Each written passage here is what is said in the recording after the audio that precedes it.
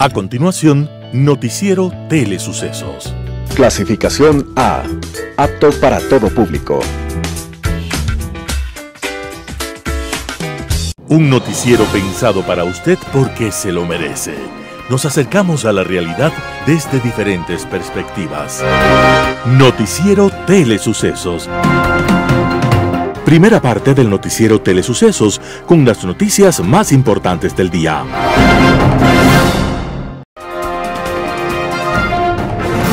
Un día como hoy. Cuentan que cuando un presidente norteamericano en el siglo XIX pidió a los indígenas que les vendieran la tierra, los nativos le contestaron: no podemos vender la tierra porque tampoco podemos vender o comprar el azul del cielo. Ni el frescor del aire ni el brillo del agua son nuestros. ¿Cómo podría alguien comprarlos? Aquel mensaje puso en evidencia que para los llamados hombres blancos, todo se compra, todo se vende, y por eso nada es sagrado, porque cuando todo tiene un precio, ya nada tiene valor. Las otras palabras del indígena norteamericano fueron: cada trozo de esta tierra es sagrada para mi pueblo. Cada playa de arena, cada niebla en la profundidad de los bosques es sagrada en el sentir de mi pueblo. Al final, aquel mensaje decía: nos marcharemos porque de no hacerlo, vendréis con vuestros fusiles y seremos masacrados. Proteged a los animales, porque lo que le suceda a los animales tarde o temprano le sucederá también al hombre. La tierra es sagrada y es la madre, y lo que ocurre a la tierra también le ocurre a los hijos de la tierra. Como tantos miles, uno de los más legendarios líderes indígenas norteamericanos, llamado Jerónimo, después de 10 años de heroica pero inútil resistencia, se vio obligado a rendirse al ejército norteamericano. Entonces Jerónimo y 4,000 apaches más fueron desplazados por la fuerza a un desierto estéril llamado Reserva de Arizona. Luego él y otros fueron llevados a Florida, y tras incumplirles lo prometido, si se rendían, fueron sometidos a trabajos forzados. La rendición de Jerónimo y sus bravos guerreros fue un día como hoy, 4 de septiembre de 1886, y dicen que sus espíritus todavía vagan por las llanuras que antes fueron de aquellos pueblos desaparecidos. Las principales noticias del día. Titulares. Prisión preventiva por presunto terrorismo para sospechosos del segundo coche bomba detonado en Quito. Miembros de las juntas receptoras del voto deberán capacitarse otra vez para la segunda vuelta. En el segmento de opinión, la megacrisis que agobia al Ecuador obliga a construir un acuerdo nacional. Los editoriales serán de Ramiro Ruiz, El juego del gato y el ratón. Fabián Corral, La desinformación. Noticias del día. Prisión preventiva por presunto terrorismo para sospechosos del segundo coche bomba detonado en Quito. Un juez dictó prisión preventiva contra 4 ciudadanos procesados por presunto terrorismo luego de haber sido vinculados con el segundo coche bomba que explotó en la avenida 12 de octubre y Wilson en el centro norte de Quito.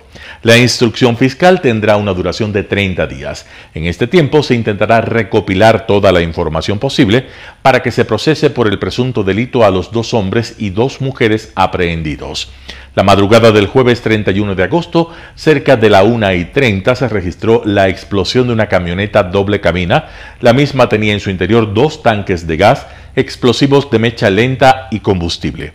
El carro fue parqueado en el edificio del Servicio Nacional de Atención Integral a Personas Adultas Privadas de Libertad y Adolescentes Infractores, SNAI.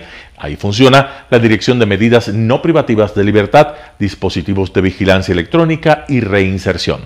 El edificio del SNAI terminó con daños a su estructura, con los vidrios rotos del segundo y tercer piso y con algunos muebles dañados por completo. Los detenidos responden a los nombres de Jorge P., Jocelyn R., Damián Q. y Andrea C.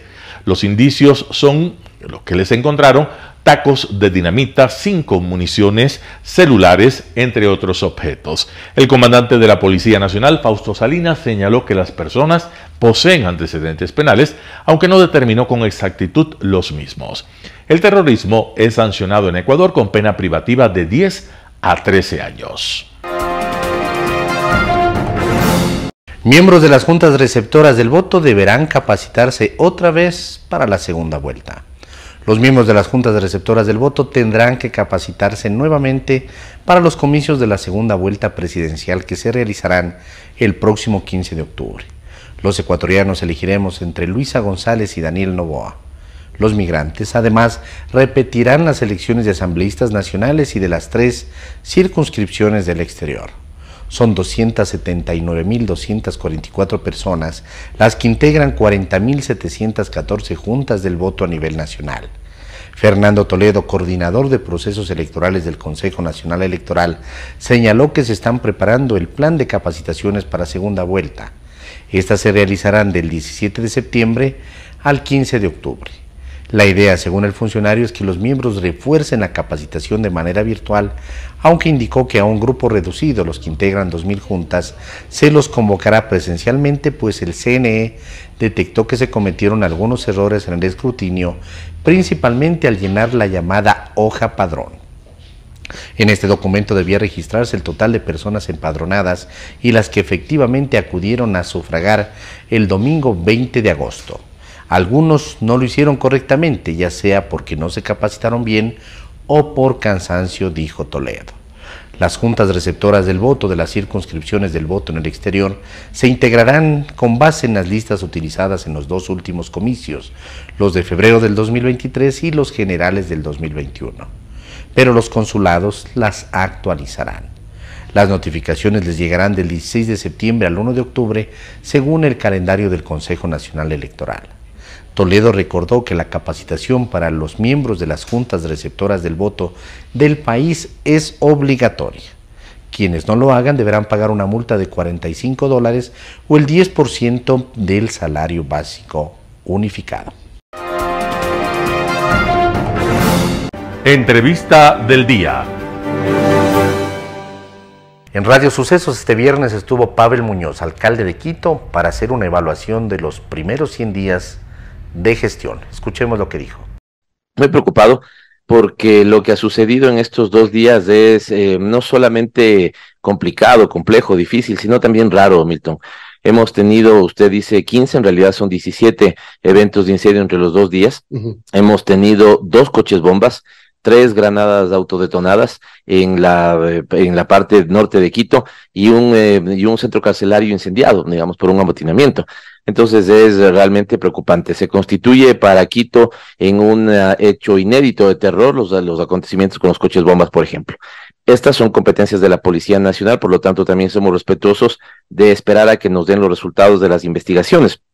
Pero evidentemente exigimos y con fuerza y frontalidad que tengamos aprendidos, presos y sancionados respecto a estos hechos. En el caso de los incendios forestales, Milton, decirle que, a ver, 2 cosas. La primera es las conductas ciudadanas que hay que cambiar, ¿no? El primer incendio, el que se termina registrando alrededor de Puembo, yo creo que todos ubicamos cuando vamos al aeropuerto, hay una gran bodega de techo rojo, no sé si ustedes ubican, ¿cierto? El Archivo Nacional. Prácticamente, sí, exactamente, prácticamente se produce al frente de este sitio. ¿Por qué se produce? Porque en un predio que se está produciendo carbón, entierran evidentemente la madera, no tienen la previsión ni la precaución y por lo tanto serán sancionados evidentemente duramente de cuidar que no se caliente el terreno y eso termina sucediendo. Este incendio después tiene una propagación, si usted quiere, de otro inicio. Perdón, ¿se inició en la fábrica de carbón? ¿Está confirmado? Está confirmado, sí. Esta fábrica de carbón, a ver, estamos con el techo rojo, yendo hacia el aeropuerto, es hacia la derecha entonces, al frente. Hacia la derecha. Zona poblada. Hacia la derecha, exactamente, ¿no? Los bomberos tienen ubicados y ha pedido que la Agencia Metropolitana de Control inicie las acciones y el Cuerpo de Bomberos también tiene que levantar el expediente. Pero otro que nos preocupa, Milton, a eso también iba, que hay un segundo inicio el día de antes de ayer que no damos cuenta de por qué, de cuál es la causa. Por lo tanto, sin tener la confirmación plena, ni la evidencia plena, nos lleva a pensar que fue un incendio deliberadamente generado. Entonces, preocupa esto. La temporada de verano para Quito siempre será una temporada de dificultad. Recuerde, y permítame recordarle, Milton, que nosotros hicimos acciones preventivas varias, pero al menos 2, que yo diría de manera contundente. La primera, convocamos el COE para que justamente podamos conocer el plan de prevención de incendios.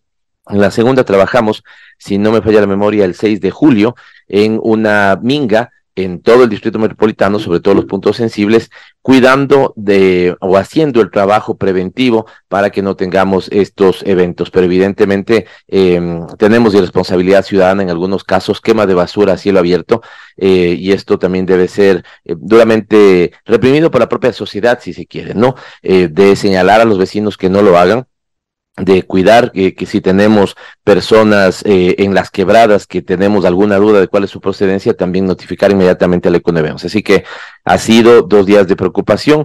No podemos declarar liquidado el incendio todavía, Milton, pero evidentemente está ya bastante controlado. Tenemos lo que se llaman unos focos, es decir, presencia de fuego en algunas partes, pero ya estamos preventivamente construyendo las barreras para que no avancen y buscando mitigarlos, y poniendo, si usted quiere esto, ya lo digo como un tema final, poniendo todas las velitas necesarias para que el viento no nos juegue una mala pasada, porque es el viento también el que en horas de la mañana, a partir de las 10 de la mañana, vuelve a encender las llamas. Está confirmado que no hubo afectaciones en infraestructuras. Ayer que conversábamos de la mañana, hasta ese momento usted garantizaba o aseguraba que no había infraestructura afectada.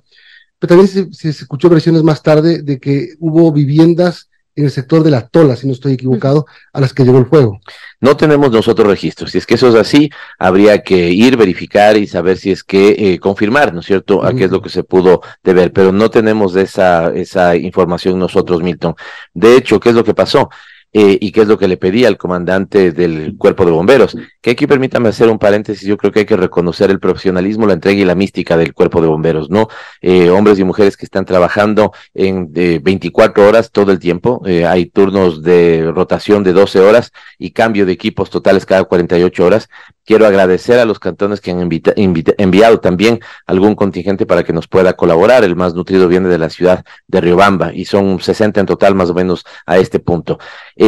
Decirle que entonces el comandante en jefe del Cuerpo de Bomberos visitó cada una de las viviendas que podían ser afectadas para constatar en qué estado estaban y sobre todo para informar. Yo también, Milton, entiendo que con usted aprendemos a diario y me ha tocado aprender también cómo se presenta un incendio. También en Radio Sucesos, Marcelo Aguilar, médico epidemiólogo, habló acerca de la nueva variante de COVID.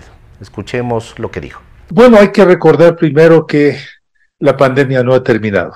Terminó la emergencia sanitaria el 23 de mayo de este año, pero la pandemia no. Y justamente las autoridades internacionales hacen esto porque el virus sigue mutando, sigue circulando.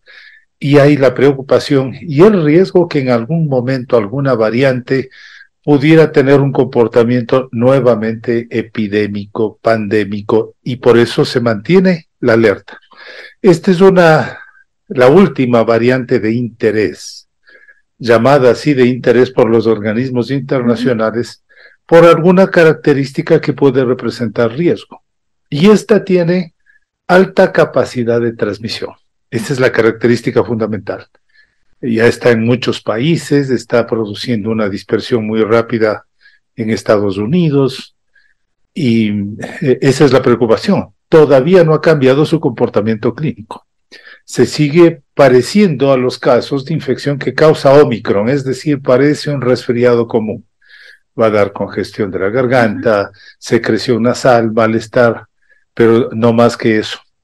Está declarada variante de interés y se va a seguir observando. Esa es la significa que el interés que va a seguirse investigando. Exactamente. Y la investigación radica principalmente en ver la velocidad a la que se dispersa, segundo, si es que cambia la forma clínica de presentación, y tercero, si puede aumentar la mortalidad, que es la preocupación mayor. Esos son los elementos claves que pueden determinar incluso en algún momento que se recomiende retomar algunas medidas de prevención. Cuando menciona cambia el tema clínico, ¿esto quiere decir que se vuelve quizás los síntomas más graves? Exactamente. Recordemos que ha habido un cambio del cuadro clínico de la COVID-19.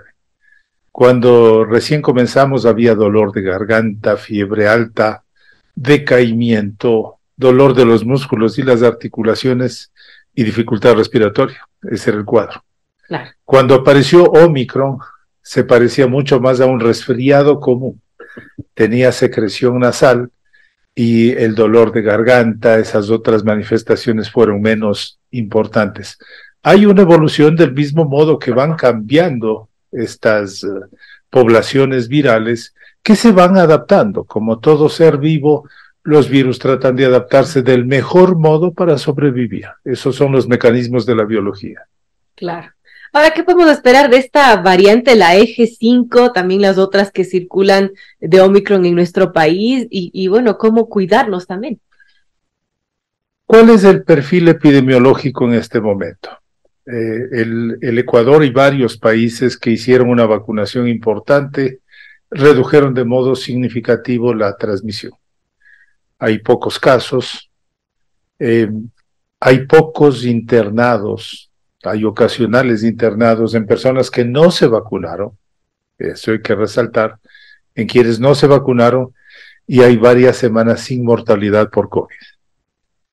La pregunta es, esto depende de un estatus inmunológico, digamos así, producido por las infecciones naturales que ocurrieron durante los últimos 3 años y particularmente por la vacunación. Podríamos colegir que estamos en una situación de baja transmisión pandémica, la pandemia está bajo control, lo que no sabemos es cuánto va a durar esta situación. O sea, esto quiere decir, ¿podría cambiar en cualquier momento? Podría cambiar por varias cuestiones. Las últimas poblaciones variantes de Omicron ya no son protegidas suficientemente por las vacunas con las que se logró controlar la pandemia. Todas las vacunas que no usamos ya no son suficientemente protectoras para las poblaciones actuales. Por eso surgieron vacunas de segunda generación, como las que llamamos vacunas bivalentes. Allí están circulando de 2 industrias, de Pfizer, de Moderna. Hay otras vacunas que han emergido y que pueden proteger estas. Entonces la vacunación ahora tiene que hacerse con las vacunas bivalentes actualizadas. Y eso es importante advertir porque después del control de la pandemia, la sociedad no quiere saber nada de vacunas, no quiere saber nada de pandemias, no quiere oír noticias de esto. Es como que la experiencia fue tan negativa que se quieren olvidar. Pero no es así, hay que estar alerta. Bueno, lo lógico sería entonces que toda la población se actualice con el esquema de vacunación, en este caso la que protege para ambas cepas, ¿no? La bivalente. Esa es la tendencia. De hecho, ayer una noticia del Ministerio de Salud decía que la COVID-19 entra en el esquema normal de vacunación, principalmente para los grupos de mayor riesgo. En el programa Impacto Informativo, Carla Rosero, experta en seguridad, habló acerca de los coches bomba en Quito. Veamos la nota. Es así, Edgar, cuando se presentan este tipo de amenazas como es el terrorismo, como son las finanzas ilícitas, el negocio de drogas ilícitas, pues hay una escalada de violencia, hay una práctica de atemoramiento, de amedrentamiento, hacia la ciudadanía, hacia los objetivos estratégicos y sobre todo hacia los gobiernos, ¿no? Entonces, normalmente este tipo de casos se da cuando ya ha habido como que la ciudadanía o como las fuerzas del orden están haciendo actividades, de hecho tácticas operativas en varios frentes que vamos a conversar en varias aristas, se presentan este tipo de casos. Lastimosamente, Edgar, bueno, este caso no tuvo víctimas colaterales, pero en la realidad este tipo de episodios con carros bomba u otros que ya voy a conversar, pues tienen víctimas colaterales. Esa es una realidad, pues hay que estar pendientes, hay que estar alertas y sobre todo llevar unas medidas preventivas en todo tiempo. Ayúdanos, por favor, a entender esto. Las fuerzas del orden desde ayer, ¿no es cierto?, que empiezan a escucharse estas detonaciones y estos atentados, dicen que esto tiene relación directa con los movimientos que la policía y el ejército realizaron en algunas penitenciarías, especialmente en las de Turi, en la provincia de La Suay y en las de Cotopaxi. ¿Por qué está conectado lo uno con lo otro? ¿Por qué los bombazos, los atentados, tienen que ver con esto? Excelente. A ver, hay 3 aristas básicas para que se den este tipo de episodios. Primero, continuar el amedrentamiento, como yo te decía, decirnos seguimos aquí y en contra de acciones dirigidas. ¿Cuáles son esas acciones dirigidas? Pues el secretario de Seguridad, de hecho Wander Bravo ayer lo mencionó. En menos de 24 horas, entre miércoles de la noche, jueves de la mañana, se producen estos episodios y tiene relación, mira que incluso temporalidad, con las intervenciones táctico-operativas que se están haciendo a través con el SNAI, con los agentes de Cuerpo de Seguridad y Vigilancia Penitenciaria, en diferentes frentes, sobre todo en las cárceles como la Tacunga, y justamente vimos algunos episodios en Turi también que se dieron. 2, hay un traslado de cárceles de ciertos PPLs que están en investigación por los lamentables hechos que vivimos en este mes y el mes pasado, ¿no es cierto? Entonces, sí hay una relación temporal, sí hay un proceso que es muy común en estos grupos terroristas y obviamente de delincuencia organizada. Y tercero, sí hay una relación de una intervención justamente en este momento de cárceles. Los 2 episodios pues son hechos no aislados, de hecho son planificados, de que la ciudadanía tiene que entender, y los lugares donde se desenvolvieron, si ustedes pues pudieron revisar durante el día de ayer y el hoy, pues son cercanos a objetivos estratégicos como son oficinas pues históricas del SNAI y oficinas actuales del SNAI. Entonces sí hay, Edgar, esta confrontación de los hechos frente a episodios táctico-operativos que se están realizando. Pero hasta donde sabemos, las autoridades no han regresado a los reos a sus cárceles originales, de tal manera que si es que los bombazos persiguían aquello, ¿tendremos que seguir esperando algo parecido el día de hoy? Siempre hay que hacer acciones preventivas. De hecho, objetivos realmente críticos son los agentes de Cuerpo de Seguridad y Vigilancia, ¿no? Cuando se dan estos episodios de Cochabamba, intervenciones fuertes a nivel del casco urbano, dentro de cárceles, pues es importante pues establecer nuevas medidas, controles. De hecho, el tema de inteligencia debe estar corriendo en este momento. Como tú dices, no pueden ser episodios aislados. Quizá tiene un objetivo estratégico que es justamente que estos detenidos que están en estos procesos vuelvan a sus lugares de origen. Entonces, mi querido Edgar, yo sí llamo hacia la ciudadanía y sobre todo a las fuerzas, en este caso policiales y militares, todos los organismos que están operando en estas intervenciones táctico-operativas, pues para que tomemos las medidas adecuadas y protejamos a esos frentes. Vuelvo a insistirte, a los agentes del Cuerpo de Seguridad y Vigilancia. Mira, yo entregué hace algunos años un proyecto justamente que es toma de rehenes, que se llama toma de rehenes en lugares como estos, ¿no? Cuando hay realmente ese tipo de sucesos. Y directamente objetivos estratégicos son los agentes del Cuerpo de Seguridad, que tener mucho cuidado. 2, la ciudadanía tiene que estar alerta. Tenemos que seguir caminando, lo habíamos conversado, Edgar, pero sí hay que entender que son hechos planificados. De hecho, se había pensado inicialmente una ocurrencia eventual, no es eventual, esto está preparado, y se utilizó, de hecho, cilindros de gas con mecha larga e incluso con ciertos materiales explosivos que están en revisión, que luego que pues genere un informe podríamos comentar un poco más de detalle. Ahorita están en cierto tipo de investigación adicional, pero no son hechos aislados, mi querido Ed. En Quito TV, Gabriela Sandoval, experta en ciberseguridad de GMS, habló acerca de la conferencia regional GMS 23. Escuchemos lo que dijo. El día de hoy tenemos la presencia de Gabriela Sandoval, ella es experta en ciberseguridad de la empresa GMS, y precisamente vamos a comenzar por ahí porque se va a desarrollar además lo que se llama Conferencia Regional GMS 23, un mundo digital más seguro. Pero empecemos, ¿por qué es GMS? Contémosle a la gente lo que es GMS. ¿Cómo están con todos? Muy buenos días. Bueno, GMS es una compañía que ya tiene 45 años en el mercado. Tiene operación en Ecuador, Colombia y Perú, una multinacional ecuatoriana que ha expandido su operación a estos 2 países. Expertos 100% en el tema de ciberseguridad. Quizás en sus inicios tuvieron un enfoque, bueno, y bastante pioneros, ¿no? Fueron los primeros que trajeron la computadora acá al Ecuador, los primeros en traer a Microsoft acá, pero hoy por hoy 100% enfocados en el tema de ciberseguridad. Representamos alrededor de 30 marcas a nivel mundial, es decir, que acercamos a nuestro mercado cuáles son las tendencias más importantes respecto a este tema.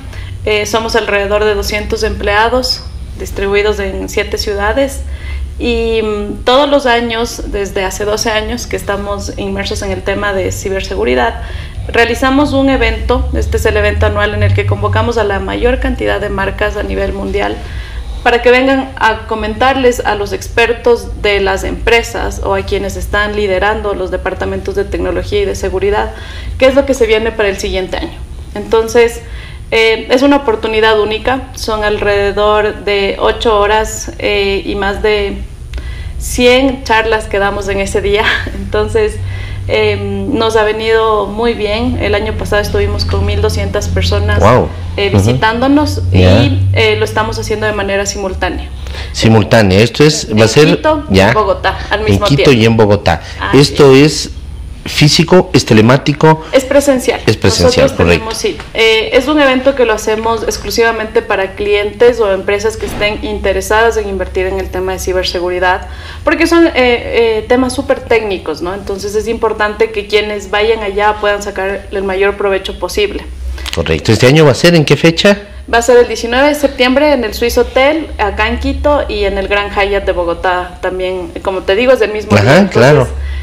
Tenemos la posibilidad de interactuar con lo que está pasando en Bogotá. Hay speakers internacionales de allá que comentan lo que está pasando acá. Entonces es darle esta dinámica de cómo estamos viendo desde la región estos temas. Correcto. Cuéntenos un poquito. ¿El tema de este año es esos ciberataques en época electoral? ¿Así va a ser o este es uno de los temas del temario? Este es uno de los temas. Correcto. Lo que pasa es que al hacerlo en dos ciudades, en dos países distintos, a pesar de ser países hermanos, sí son realidades diferentes.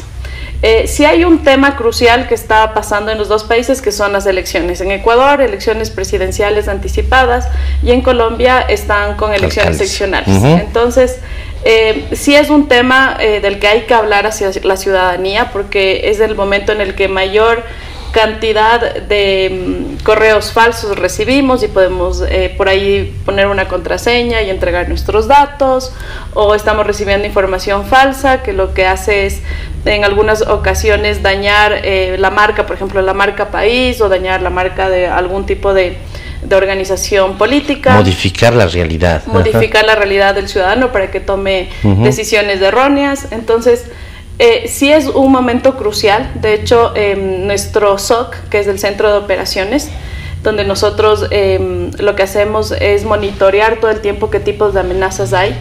En esta época electoral en Ecuador ha subido un 110% de ataques críticos, es decir, ataques que pueden llegar a través de un correo o a través... Eso lo tienen registrado, lo tienen medido ustedes, claro, 110%. 110%, es un número alto y generalmente sucede en estas épocas de campañas, porque tú tienes que medir cuáles son, qué tipos de ataques son, ¿no? Si son de alta criticidad, si son de baja criticidad. Y hay los de mayor criticidad, de alta criticidad, que fueron los que realmente crecieron en este último trimestre que hemos pasado en épocas electorales. Entonces, basados en eso, es parte de lo que nosotros estamos hablando, es parte de nuestra responsabilidad concientizar al usuario digital sobre cómo manejarse dentro de este ciberespacio, por así llamarlo.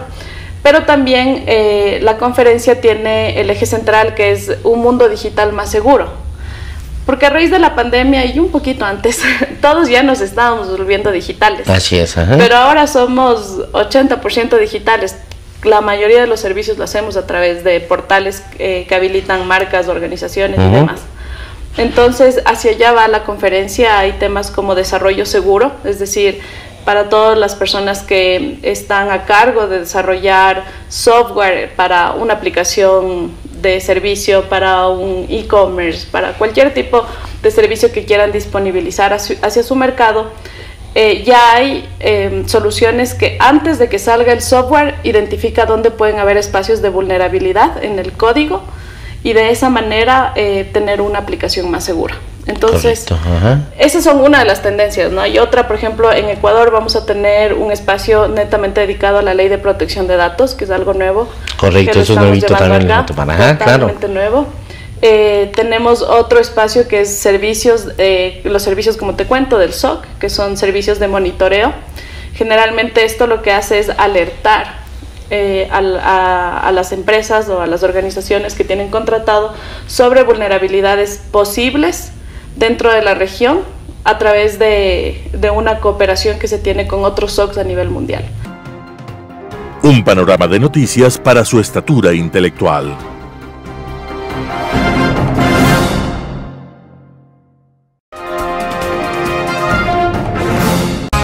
Poder Ciudadano, con el doctor Patricio Quijón.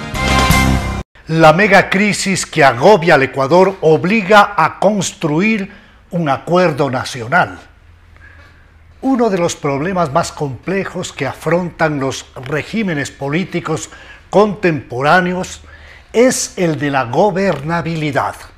La tarea de gobernar se ha complicado mucho más si tomamos en cuenta que el Ecuador ha dejado de ser una isla de paz para convertirse en un territorio de violencia marcado por la narcomafia criminal que se ha organizado para utilizar nuestro territorio como plataforma de distribución internacional de cocaína y otras drogas que se producen mayoritariamente en Colombia y en Perú.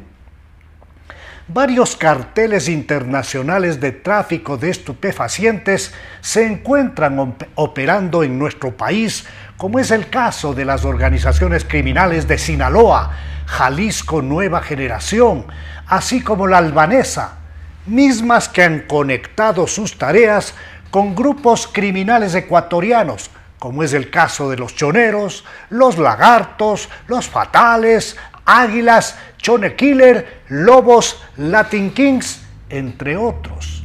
Sus oficinas principales están en las cárceles ecuatorianas, especialmente en la de Guayaquil, desde donde han venido organizando y ordenando verdaderos regueros de sangre, a la vista y paciencia de autoridades que, sin lugar a dudas, permeadas por dineros sucios, hacen parte de sus negocios criminales. Ecuador reúne varias características que permiten el acceso fácil del crimen organizado. La débil y porosa institucionalidad, la posibilidad de acceder a documentos de identidad falsificados, la inocultable corrupción de aparatos judiciales que permite la fácil salida de criminales luego de que son detenidos y procesados, la circulación oficial del dólar como moneda local que permite una fácil penetración de narcodólares en la economía, con gigantescos flujos de lavado, así como el fácil uso de puertos como centros de operación para camuflar enormes envíos de cocaína a Estados Unidos y Europa. Constituyen las facilidades que otorga, sin duda, nuestra débil institucionalidad. A más de la creciente violencia criminal, nuestro país soporta graves desajustes económicos, desesperante falta de empleo y trabajo, malos servicios de salud y educación, así como el descalabro del sistema de su seguridad social, demandas sociales acumuladas a lo largo del tiempo que han ensanchado las fronteras de la pobreza extrema, multiplicando geométricamente la migración. Si a esto sumamos el descalabro de una caja fiscal que debe atender endeudamiento externo acumulado, con clara ausencia de estabilidad política, económica y social, tenemos frente a nosotros un panorama ciertamente escalofriante. La paz y la concordia sociales son la condición fundamental para el desarrollo social. Los ecuatorianos anhelamos vivir en paz, libres del temor a la violencia criminal. La paz en sí misma y en su más amplia concepción constituye un derecho humano. Por ello, resulta mandatorio exigir desde la ciudadanía a la clase dirigente nacional y a los políticos la imperiosa necesidad de tender puentes para la concertación en la búsqueda de un acuerdo nacional por la seguridad integral, la paz, el trabajo y el desarrollo. luego de la muerte cruzada que envió a la casa a una asamblea menos que mediocre que concentró su accionar en la politiquería y obstrucción, debe quedar claro a los parlamentarios que la agenda a priorizar está en dirección de una concertación, pensando única y exclusivamente en los intereses de los ecuatorianos.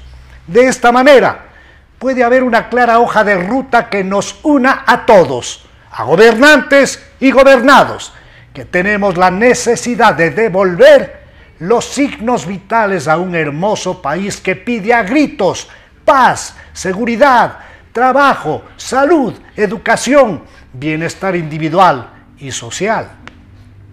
Varios analistas han formulado llamados a la unidad nacional en la búsqueda de un pacto ético que promueva y asegure la paz, el trabajo y el desarrollo de la gente buena, que es la enorme mayoría de la población nacional, como acertadamente sostiene el periodista Miguel Rivadeneira en un artículo en Diario El Universo, advirtiendo además que el país no podrá salir de su megacrisis con revanchas, con odios y con vendetas. Considero que esta será la última oportunidad para dar sentido a un sistema democrático que debe ser capaz de ofrecer a la población ecuatoriana eficaces, concretas y justas posibilidades de progreso y desarrollo en un ambiente de paz social, concordia, seguridad, solidaridad, justicia y equidad. Editorial. El juego del gato y el ratón, editorial de Ramiro Ruiz. El juego de la justicia y la delincuencia, juego de la honestidad y la corrupción, de la ilegalidad y el cumplimiento de la ley. Ese es el juego del gato y el ratón. El gato es felino, con olfato, garras y una agilidad impresionante. El ratón es más rápido y astuto, se multiplica cada día. Roedores que viven de las obras, de los saldos, de la basura. Animales espeluznantes y destructivos. El país está jugando al gato y al ratón. Está enfermo de anemia institucional que avergüenza al sistema jurídico y a la democracia. Algunas instituciones que forman el Estado padecen de debilidad, pero crecen y fortalecen la codicia y la corrupción, como la Corte Constitucional, el Consejo Electoral, el Consejo de la Judicatura y el de Participación Ciudadana y Control Social. ¿Qué han hecho la Corte Constitucional y el Consejo Electoral para defender la democracia? Recordemos que el presidente Lasso no tuvo observaciones en culpar a la Asamblea de obstaculizar la gobernabilidad. Hoy se une a la lista de culpables la Corte Constitucional, que ha rechazado la mayoría de propuestas del Ejecutivo. Como un organismo que sustituye a la Asamblea Nacional, su función es legislar y fiscalizar al Ejecutivo y a las instituciones que forman el Estado ecuatoriano. La Corte Constitucional debe fiscalizar al Consejo Electoral y verificar que cumpla con la Constitución y las leyes, pero no lo hace. El Pleno del Consejo Nacional Electoral resolvió acoger un pedido de nulidad del voto en el exterior por las fallas registradas en las últimas elecciones generales del 20 de agosto en el voto telemático. Entonces, el Consejo Electoral dispuso la repetición de las elecciones específicamente para asambleístas nacionales. El correísmo lucha por conseguir más asambleístas, así se facilitará la impunidad de los delincuentes y los prófugos de la justicia. El movimiento Construye, que promovió la candidatura del candidato asesinado Fernando Villavicencio, se ha pronunciado en contra de esta decisión por considerar que una negligencia del Consejo Nacional Electoral no es una causal para repetir una elección en otro contexto electoral. La repetición de la votación tanto para asambleístas nacionales como del exterior beneficia a la RC, Revolución Ciudadana, precisó Cristian Zurita en X. Finalmente se consumó la nulidad sin causal con la que el Consejo Nacional Electoral responde a su negligencia en una nueva afectación a la democracia. Otra institución débil, el Consejo de la Judicatura. Para los próximos días se instalará una audiencia pública de acción de protección relacionada con la destitución como juez nacional de Walter Macías Fernández, resuelta con 2 votos de los 5 vocales que componen el Consejo de la Judicatura. Le sigue el invento del correísmo, el Consejo de Participación Ciudadana. Al igual que la Supercom, el Consejo de Participación Ciudadana y Control Social es una institución sui generis, única en el mundo y una muestra de la creatividad sin límites de ciertos abogados ecuatorianos. Se trata de un superpoder, capaz de concentrar la designación de las principales autoridades no electas del Estado. Un problema que tiene varias soluciones, pero que en el Ecuador se concretó en una suerte de comité con un formato escolar, largo, complicado y vanidoso.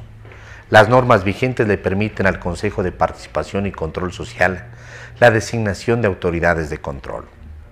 El Estado tiene la obligación de cumplir con todas las funciones que de manera directa influyen en la vida de los ecuatorianos. Sus principales acciones deben satisfacer la tranquilidad de los ciudadanos. En la historia republicana, Ecuador se ha caracterizado por su tradición democrática. Sin embargo, en estos últimos 15 años, la mayoría de la población desconfía de la eficiencia y garantía de las instituciones representativas del gobierno. Las instituciones del Estado conspiran contra la democracia. Está a la vista la manipulación en favor de una corriente política que está pataleando y dando berrinches por conseguir el poder político. Esta corriente es el socialismo del siglo XXI. Las políticas del modelo socialista son suficientes para mantener el subdesarrollo, el atraso. Las instituciones que conforman el Estado ecuatoriano son consumidas por la corrupción. En ese juego odioso, el gato representa al Estado democrático y el ratón al socialismo. Artículo de Ramiro Ruiz. La desinformación. Fabián Corral, El Universo. La primera de todas las fuerzas que dirigen el mundo es la mentira. Así lo escribió Jean-François Rabelais en El conocimiento inútil, allá por 1988. De entonces acá, si algo ha prosperado como instrumento de acción política y estilo de comportamiento social, es, precisamente, la sistemática desinformación. El apetito de noticias falsas, el morbo asociado a ellas y el crecimiento incontrolable de cadenas que circulan en las redes, de rumores que sustituyen a la verdad, del antiguo chisme transformado ahora en método y máscara para esconderse y arma para golpear a personas, instituciones e ideas, incluso para desacreditar a la ciencia. La desinformación prospera en muchos temas, es asunto universal y de cada instante. Si algo nunca descansa y provoca fatiga hasta lo insoportable, es la profusión de mensajes, notas, videos, comentarios y entrevistas a gente de todo pelaje. Y por cierto, el anonimato. La verdad no sale bien librada de semejante tormenta, a tal punto que incluso los diccionarios han incorporado al lenguaje el concepto de posverdad, un eufemismo para designar a la mentira. El diccionario de la Real Academia Española de la Lengua dice posverdad, distorsión deliberada de una realidad que manipula creencias y emociones con el fin de influir en la opinión pública y en actitudes sociales. El fenómeno prospera entre una masa inorgánica de receptores de información que ahora constituyen la nueva opinión pública. Los receptores pulsan nerviosamente su móvil para retransmitir mensajes sin reserva, sin prudencia, sin límite ni crítica, obsesionados por el afán de novedad y por el síndrome de informar primero. Además de la destrucción de la lengua y del sacrificio de la ortografía en que se incurre, la tensión informativa de estas prácticas han fraccionado los núcleos de ideas y valores sobre los que se asentaban la democracia, el Estado de Derecho, la acción política responsable, las ideologías e incluso la cultura, que por cierto no tiene un mínimo de paz en semejante torbellino. En estos tiempos se escribe constantemente una versión distinta de los hechos, se cuenta una nueva historia, se inventa y se construyen referentes precarios y caricaturas de la realidad que se evaporan entre personajes que apuestan a la imagen y al espectáculo. La sociedad necesita un mínimo de creencias que vinculen a la gente, en las que, de algún modo, concuerda cada una de las personas, con los incansables flechazos de desinformación que se disparan desde el anonimato de esa difusa opinión pública.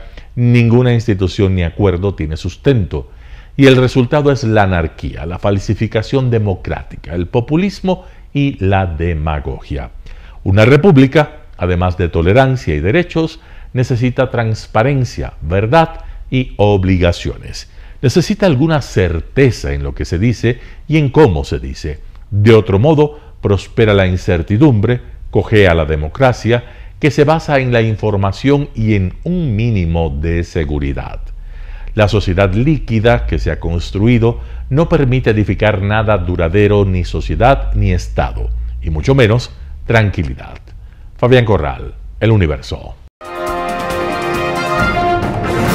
Noticias internacionales.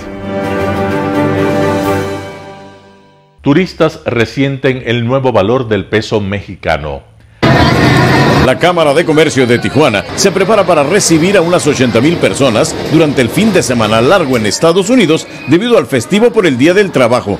Pero los turistas encontrarán que su dólar vale menos, pues ha ido perdiendo terreno frente a la moneda mexicana. Sí sienten el que ya tienes que gastar más dólares. Al inicio de la administración del presidente López Obrador, un dólar valía más de 20 pesos. Hoy se cotiza en poco más de 16 pesos. Ha perdido alrededor del 18%, entre 18 y 20% en el tipo de cambio. El presidente mexicano lo promueve como un logro de su gobierno. El peso mexicano es la moneda que más se ha fortalecido en el mundo con relación al dólar. Pero este economista dice que esta apreciación no es producto de las políticas de la actual administración. Más que llamarle superpeso, es un dólar muy debilitado. También resultan afectados por el tipo de cambio quienes reciben dinero de sus familiares que fueron a trabajar a Estados Unidos, las llamadas remesas. Antonio Vázquez no ve muchas ventajas de un dólar barato. La gente que nos mandan de Estados Unidos, pues de qué nos está afectando. Y es que aunque la inflación va a la baja, el costo de prácticamente todos los productos aumentó. Las cosas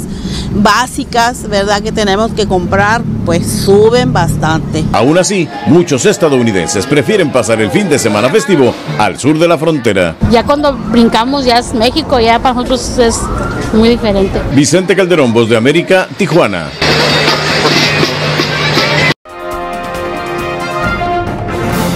Rusia pide garantías para reanudar el acuerdo del grano. Rusia insiste en que reactivará el acuerdo del grano ucraniano cuando Occidente cumpla sus compromisos. Esta es la respuesta dada por el ministro ruso de Asuntos Exteriores a la afirmación de su homólogo turco de visita en Moscú, de que la reanudación del pacto es esencial para la seguridad alimentaria mundial. Президент Путин неоднократно, официально, четко говорил, что как только будут приняты меры не по переговорам о российской части пакета Черноморского, но как только разговоры превратятся в конкретные решения, в тот же день мы готовы возобновить и украинскую часть зернового пакета. La ONU, el otro mediador en la gestión del acuerdo, también intenta presionar a Rusia en la misma dirección.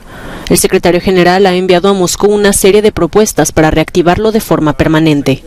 A renewal that must be stable. I mean, we cannot have a Black Sea initiative that moves from crisis to crisis, from suspension to suspension. We need to have something that works and that works to the benefit of everybody. Rusia acusa a Occidente de interferir en las exportaciones de sus productos agrícolas y fertilizantes. Tras el fin del acuerdo, Ucrania depende de las rutas terrestres y de un puerto fluvial poco profundo, lo que limita gravemente sus volúmenes de exportación de grano.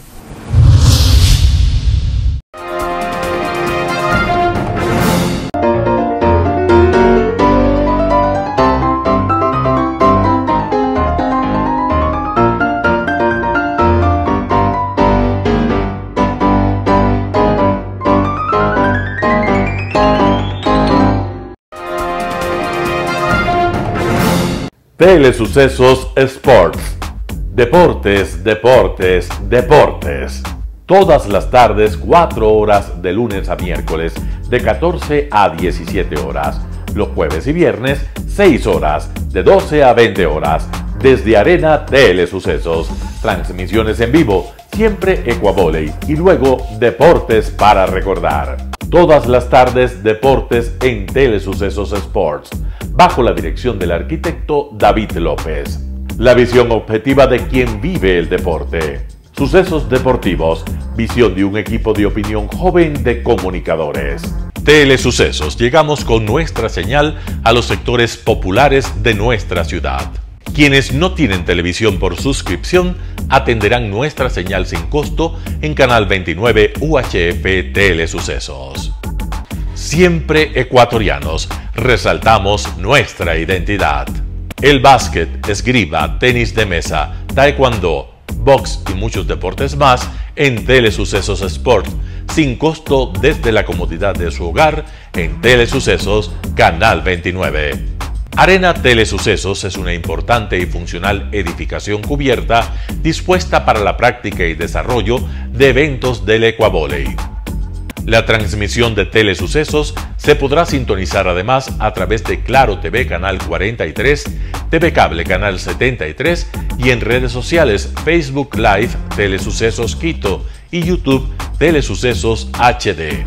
Si deseas asistir a los encuentros en vivo de Ecuavóley, comunícate con nosotros a los números de teléfono 2021-224 o al 0989-973-725. Ven con tu familia y amigos a vivir la emoción del Ecuavóley.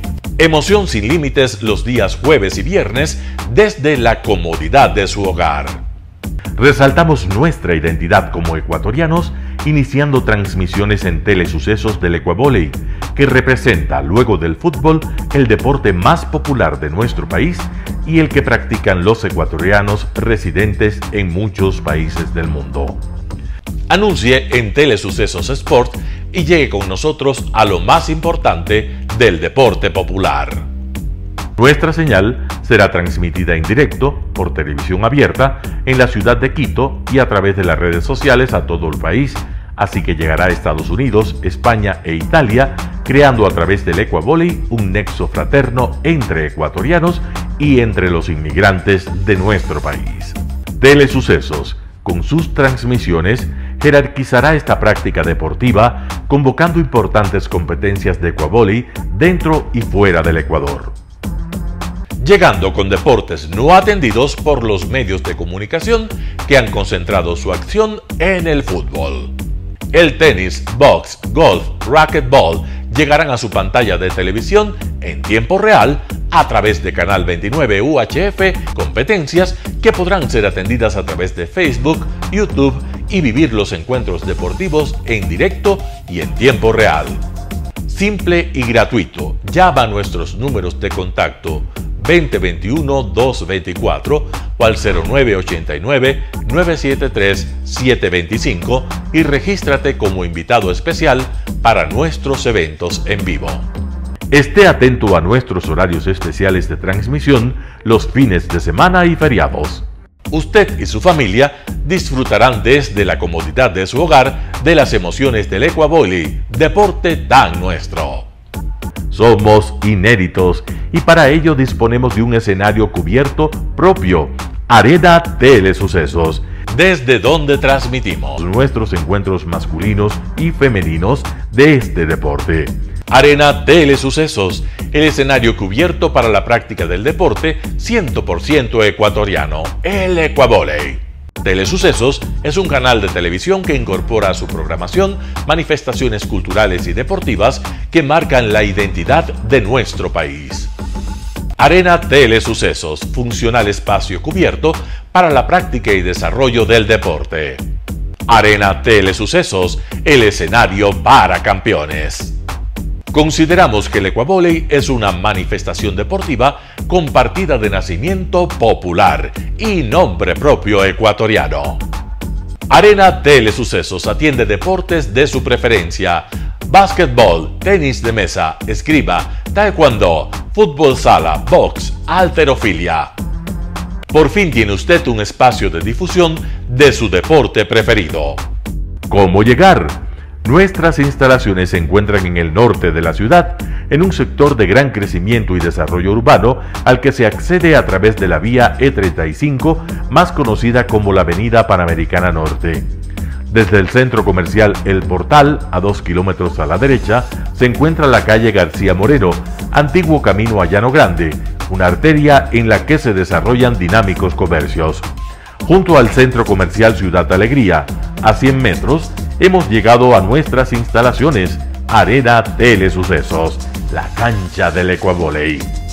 Telesucesos, el canal de televisión siempre inédito. El noticiero Telesucesos es retransmitido de lunes a viernes a las 7 horas por Radio Planeta Sur 106.1 FM de la ciudad de Loja. Noticiero Telesucesos.